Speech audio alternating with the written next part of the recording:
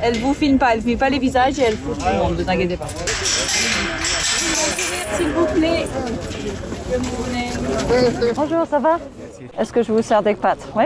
Ils dorment la plupart à la rue. Il y en a qui viennent juste pour échanger, pour se sentir un peu moins seul pendant quelques heures, pouvoir échanger avec tout le monde autour d'un café ou d'un thé. Il y a peu d'associations qui sont ouvertes tous les jours de la semaine et surtout tous les jours de l'année. Quand ils connaissent le truc, ils ont l'habitude de aussi, même si ça leur fait voyager un peu, de venir ici parce que parfois c'est tout ce qu'il y a.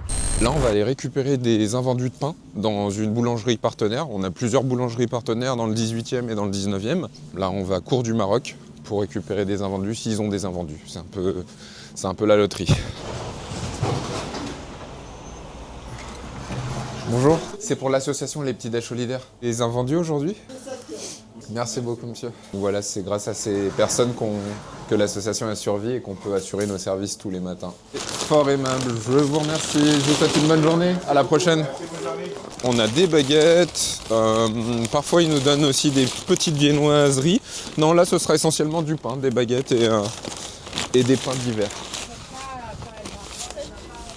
Il est 7h45 et la première chose c'est de lancer l'eau pour les pâtes ou du riz ou des lentilles, un peu ce qu'on a. De préparer le thé et le café ici dans les compagnes que vous voyez. Puis après préparer un peu tout le reste, préparer les tables, sortir les tables dehors, sortir le pain. Là on a beaucoup de fruits, tout ce qu'on a. C'est un container tout simplement qu'on a aménagé avec la chance d'avoir un grand frigo avec des dons qu'on a eu. Et là, on store vraiment tout ce qu'on a des collectes ou des supermarchés. Donc, on a la confiture. Là, vous pouvez voir que les stocks sont très bas. Donc, sucre, confiture, Nutella, ce qu'on utilise tous les jours, café, thé. Alors, on a tous les produits d'hygiène qu'on essaye de faire 2 fois par semaine, une distribution de produits d'hygiène. Donc là, vous voyez, on a des hôtesses solidaires. On a reçu plein de citrouilles. Donc, si on a le temps, on va les découper aujourd'hui pour faire une soupe pour demain. Je fais partie de l'association depuis 5 ans maintenant. J'essaie de me rendre disponible une fois par semaine en moyenne. Et là, ce qu'on va faire, c'est tartiner donc des tartines de chocolat et de confiture pour les invités. Voilà. On a un document partagé dans lequel chacun peut venir s'inscrire. Et ça nous permet d'avoir de la visibilité sur les effectifs qu'on aura tout au long de la semaine. Vous savez, chaque matin, il y aura combien de personnes? En ce moment, c'est plutôt 250 environ. 250. Il y a peu d'associations qui sont ouvertes tous les jours de la semaine et surtout tous les jours de l'année. Même l'été, même vers Noël et tout ça. Quand ils connaissent le truc, ils ont l'habitude de aussi, même si ça leur fait voyager un peu, de venir ici parce que parfois c'est tout ce qu'il y a. On ouvre alors? Elle vous filme pas les visages et elle filme tout le monde, ne vous inquiétez pas. S'il vous plaît.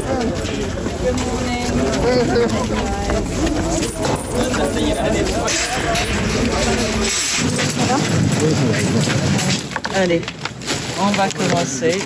Est-ce que vous voulez des pâtes, s'il vous plaît? Where are you from? Suzanne. You speak a bit of English? Yeah, a little bit. Monsieur, chocolat, confiture. Pas de souci. Je viens d'Afghanistan, j'ai 28 ans.